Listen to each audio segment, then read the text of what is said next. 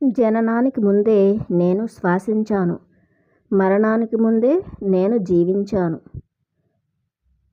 November 12వ తారీఖు 2003. మూడవ జ్ఞాపిక. మధ్యాహ్నం 12:10 బాబా ఇచ్చారు.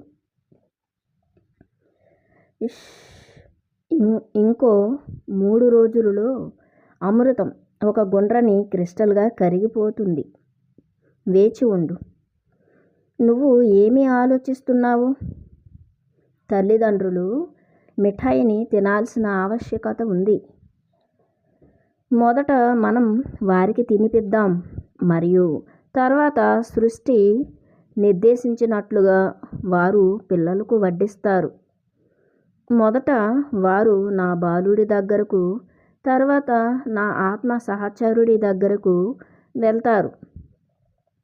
ఆహా, నేను మీకు చెబుతున్న ఈ పదాలేమిటి? హహహా. పుట్టుకకు ముందు నుంచే భగవంతుడి సాక్షాత్కారపు సంభావ్యత ఇక్కడే మరియు ఇప్పుడే ఉంది. మీ భూగ్రహం మీద ఖ్యాతికి మరియు గుర్తింపుకు అతిగా ప్రాధాన్యత ఇస్తూ ఉంటారు. మాస్టర్స్ సైతం ఆధ్యాత్మికత మరియు అహంకారం యొక్క సూక్ష్మరేఖను దాటేస్తూ ఉంటారు.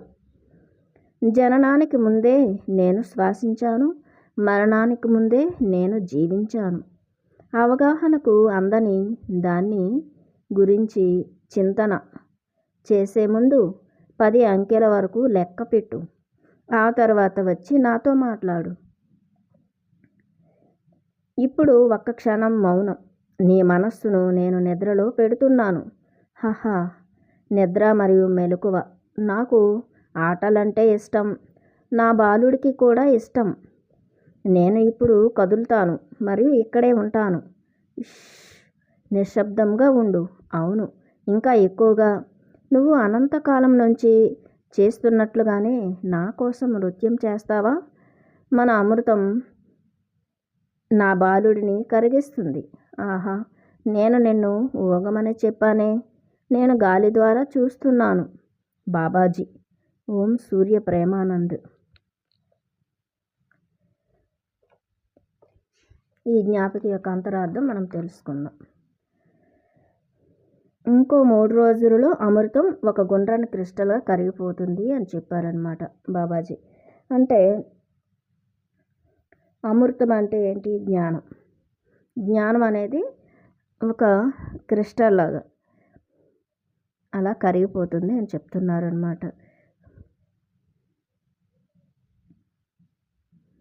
నువ్వు ఏం ఆలోచిస్తున్నావు అని అడిగారు. అంటే ఆమె టెలిపతిక్ కదా మాట్లాడేది బాబాజీ. ఆమె మనస్సులోకి ఈ సమాచారాన్ని అందిస్తున్నారు. ఆమె మైండ్ని రీడ్ చేస్తున్నారు కదా, చదువుతున్నారు. కాబట్టి ఆమె ఆలోచనలు అనేవి బాబా చదవగలుగుతున్నారనమాట.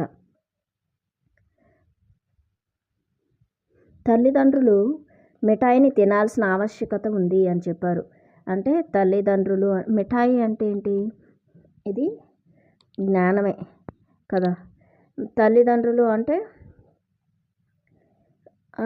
మిఠాయి అంటే తల్లిదండ్రులు అంటే మనం తీసుకునే ఈ జ్ఞానాన్ని మనం ఫస్ట్ తీసుకోవాలి. తర్వాత మనం పిల్లలకి అంటే మన ఆత్మ సహచరులకి ఎవరికైతే ఆత్మజ్ఞానం కావాలి అని రెడీగా ఉంటారో వాళ్ళకి అందించడానికి మనం రెడీగా ఉండాలన్నమాట. మనం ఏదైతే ఈ జ్ఞానాన్ని తీసుకుంటున్నామో ఈ జ్ఞానాన్ని అందరికీ పంచడం అన్నమాట. మొదట మనం వారికి తినిపిద్దాం, మరియు తర్వాత సృష్టిని నిర్దేశించినట్లుగా వారు పిల్లలకు వడ్డిస్తారు అని చెప్పారు. మనం ఏదైతే ఈ జ్ఞానాన్ని, ఈ సమాచారాన్ని తీసుకుంటున్నామో, ఈ విజ్ఞానాన్ని, ఈ ప్రజ్ఞను, ఇది మళ్ళీ మనం అందరికీ పంచాలన్నమాట. ఈ జ్ఞానాన్ని అందరికీ మనం చెప్పాలి. మొదట వారు నా బాలుడి దగ్గరకు, తర్వాత నా ఆత్మ సహచరుడి దగ్గరకు వెళ్తారు అని చెప్తున్నారు. ఈ జ్ఞానం కావాలి అని ఎవరైతే రెడీగా ఉంటారో ఈ జ్ఞానం దగ్గరికి, అంటే ఈ జ్ఞానాన్ని ఎవరైతే తీసుకున్నారో వాళ్ళ దగ్గరికి మనం వెళ్తామని చెప్తున్నారు. తర్వాత వాళ్ళ ఆత్మ సహచరుడి దగ్గరికి వెళ్తారు అని చెప్తున్నారు అన్నమాట. అంటే ఆత్మ సహచరుడు అంటే ఎవరు? ఆత్మ జ్ఞానం పొందిన వాళ్ళు. అంటే మనం సజ్జన సాంగత్యాల్లో ఈ యొక్క జ్ఞానాన్ని మనం తెలుసుకుంటూ ఉంటాం అన్నమాట ఈ గ్రంథం గురించి. ప్రేమకు ఆహ్వానం ఈ గ్రంథం ఎవరైతే చదివి ఉన్నారో మన ఆత్మ సహచరుల దగ్గరికి వెళ్ళి ఆ జ్ఞానాన్ని మనం తీసుకుంటూ ఉంటామన్నమాట. నేను మీకు చెబుతున్న ఈ పదాలు ఏమిటి? హహహ అని నవ్వుతున్నారనమాట. పుట్టుకకు ముందు నుంచే భగవంతుడి సాక్షాత్కారపు సంభావ్యత ఇక్కడే మరియు ఇప్పుడే ఉంది అని చెప్తున్నారు. మనం ఇక్కడ ఈ యొక్క జన్మ తీసుకోకముందే మన లోపలే మనకి చాలా దగ్గరగా మన యొక్క ఆత్మ భగవంతుడు మనలోనే ఇప్పుడే ఉన్నాడనమాట. ఆత్మ సాక్షాత్కారాన్ని మనం ఇక్కడే మనం పొందొచ్చు అని చెప్తున్నారనమాట. అంటే మనం చాలా దగ్గరగా ఉన్న మన ఆత్మే భగవంతుడు కదా, మన ఆత్మతో అనుసంధానం అవ్వచ్చు, మన ఆత్మ పూర్ణాత్మతో అనుసంధానం అవుతుంది కదా, అలా అనమాట. కాబట్టి మీ భూగ్రహం మీద ఖ్యాతికి మరియు గుర్తింపుకు అతిగా ప్రాధాన్యత ఇస్తూ ఉంటారు అని చెప్తున్నారు. అంటే ఇక్కడ మనం భూమి మీద మనం ఏం చేస్తాం? పేరు, ప్రతిష్టలు, డబ్బు, కాంక్ష, ఇంకా కోరికలు, ఇంకా అహంకారము, ఇంకా అందరూ మన చెప్పు చేతుల్లో ఉండాలని ఇట్లాంటి కంట్రోలింగు సిస్టము, ఇంకా సోషల్ కండిషనింగు, వీటన్నింటిలోనే జీవిస్తూ ఉంటారనమాట మనుషులు. మనమంతా జీవిస్తాం కదా, భౌతికవాదం. అదే చెప్తున్నారు బాబాజీ కూడా. ఈ భూగ్రహం మీద ఖ్యాతికి మరియు గుర్తింపుకు అతిగా ప్రాధాన్యత ఇస్తూ ఉంటారు అని చెప్తున్నారనమాట. నాకు గుర్తింపు రావాలి అని చెప్పేసి చూస్తూ ఉంటారు అని చెప్తున్నారు.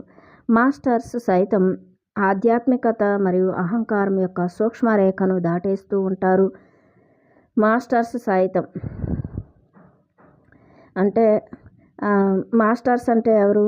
అందరూ ఆత్మజ్ఞానం ఉన్నవాళ్ళు, గురువులు, వీళ్ళంతా కూడాను ఆధ్యాత్మికతలో మరియు అహంకారం యొక్క సూక్ష్మరేఖను దాటేస్తూ ఉంటారు అని చెప్తున్నారు. అంటే అహంకారం మనం అంటే ఈ అన్ని ఇంద్రియాలు అన్నీ మన కంట్రోలింగ్లోకి వస్తాయి, కానీ అహంకారం ఒకటి అనేది ఉంటుంది, ఆధ్యాత్మిక అహంకారము.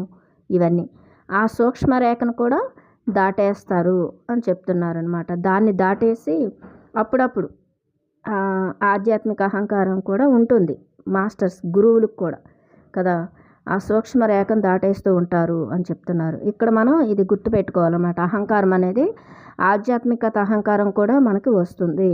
ఆధ్యాత్మిక అహంకారాన్ని కూడా మనం చక్కగా వదిలేయాలి అని చెప్తున్నారనమాట. మాస్టర్స్ సైతం ఆధ్యాత్మిక మరియు అహంకారం యొక్క సూక్ష్మరేఖను దాటేస్తూ ఉంటారని చెప్పారు. గురువులు కూడాను ఆధ్యాత్మిక అహంకారాలను ఉంటాయి అని చెప్తున్నారు. కాబట్టి ఇవన్నీ కూడాను మనం అర్థం చేసుకోవాలి. ఈ జ్ఞానాన్ని, ఈ యొక్క విజ్డమ్ మనం ఇదంతా ఇంప్లిమెంట్ చేసుకోవాలి, మనం ఆచరణలో పెట్టుకోవాలి. మనకి ఎంతవరకు అహంకారం ఉంది, అసలు మనం ఎంతవరకు ఎదిగాము, ఎంతవరకు మనం పురోగమనం వైపు ప్రయాణం చేస్తున్నాము, ఈ పురోగమనం వైపు వెళ్ళేటప్పుడు మనకి ఏవేవి అడ్డుపడుతున్నాయి అని చెప్పేసి, బంధాలు, వ్యామోహాలు, కాంక్షలు, కోరికలు, ఈ భౌతికవాదం, ఇవన్నీ కూడా అడ్డుపడుతూ ఉంటాయి. బంధాలు, బాంధవ్యాలు, బంధుత్వాలు కదా, ఈ ప్రేమలు, పిచ్చి ప్రేమలు అని చెప్పారు బాబాజీ. ఇవన్నీ వదిలేసి చక్కగా ఆత్మ ప్రేమికులుగా ఉండాలి. మన ఆత్మను మనం ప్రేమించాలి. మనం బంధం ఏర్పరచుకోవాలని అనుకుంటే మన పూర్ణాత్మతో మనం బంధం ఏర్పరచుకోవాలి. అది జననానికి ముందే నేను శ్వాసించాను, మరణానికి ముందే నేను జీవించాను అంటే ఆత్మ అండి. ఇక్కడ ఆత్మ అనేది పుట్టలేదు, చావును, ఆత్మకు పుట్టుక లేదు, చావు లేదు కదా. కాబట్టి ఆత్మ అనేది ఎప్పుడూ ఉంటుంది, శాశ్వతమైనది. అవగాహనకు అందని దాన్ని గురించి చింతన చేసే ముందు 10 అంకెలు వరకు లెక్క పెట్టు అని చెప్పారు. ఆమె ఈ జ్ఞానాన్ని బాబా టెలిపతిక్గా ఆమెకి ఇస్తూ ఉంటే మైండ్లో ఆమెకి ఈ జ్ఞానం వస్తూ ఉన్నప్పుడు ఏవో ఆలోచనలు వచ్చేస్తున్నాయి మధ్యలో. అప్పుడు అంటారనమాట, నువ్వు ముందు అవగాహన అర్థం చేసుకోవడానికి ముందు చింతన, ఈ యొక్క ఆలోచనలు వచ్చేటప్పుడు 10 అంకెలు లెక్క పెట్టుకో అని చెప్తారు బాబాజీ. ఆమె మైండ్ని కూడా బాబాజీ కామ్ డౌన్ చేస్తుంటారు. ఆయన యొక్క చైతన్యంతో, ఆయన యొక్క ఫ్రీక్వెన్సీలో ఆమె మైండ్ అప్పుడప్పుడు మాట్లాడుతూ ఉంటుంది, ఆలోచనలు వస్తూ ఉంటాయి ఆమెకి. అప్పుడు ఆయన ఏం చేస్తారంటే ఆమె యొక్క మైండ్ని షట్ డౌన్ చేస్తారనమాట, ఆపేస్తారు. అది శూన్యంలో ఉంచుతారనమాట ఆమెని. నీ నీ మనస్సును నేను నిద్రలో పెడుతున్నాను అంటున్నారు. అంటే కామ్ డౌన్ చేస్తున్నారు. ఆహాహా! నిద్ర మరియు మెలకువ. నాకు ఆటలంటే ఇష్టం, నా బాలుడికి కూడా ఇష్టం అని చెప్తున్నారు. అయితే నిద్ర మరియు మెలకువ అంటే ఏంటి? నిద్ర అంటే ఏంటి? ఇది పరధ్యానంలో మనం ఉండటం, పరధ్యానం. మెలకువ అంటే ఎరుకతో ఉండటం కదా. అంటే మనం స్పృహలో ఉండటం, ఎరుక. అది నాకు ఆటలంటే ఇష్టం అని చెప్తున్నారు. నేను ఇప్పుడు కదులుతాను మరియు ఇక్కడే ఉంటాను. నిశ్శబ్దంగా ఉండు. అవును, ఇంకా ఎక్కువగా. నువ్వు అనంతకాలం నుంచి చేస్తున్నట్లుగానే నా కోసం నృత్యం చేస్తావా అంటున్నారనమాట. నువ్వు అంటే చూడండి, ఆత్మాన మనకి ఆనంద తాండవం అంటాం. మనకి ఆనందం చక్కగా ఈ highest frequency, highest knowledge, wisdom మనకి అర్థమవుతున్నప్పుడు, ఆత్మతో మనం అనుసంధానమైనప్పుడు, ఆత్మ ప్రేమికులుగా మారిపోయినప్పుడు, ఆ యొక్క చక్కగా ఆ డివైన్ ఎనర్జీలో మనం చక్కగా ఆనంద తాండవం నృత్యం చేస్తుందన్నమాట మన యొక్క ఆత్మ. అదే చెప్తున్నారు. నా కోసం ఒక నృత్యం చేస్తావా అని చెప్తున్నారు. మన అమృతం నా బాలుడిని కరిగిస్తుంది అంటున్నారు.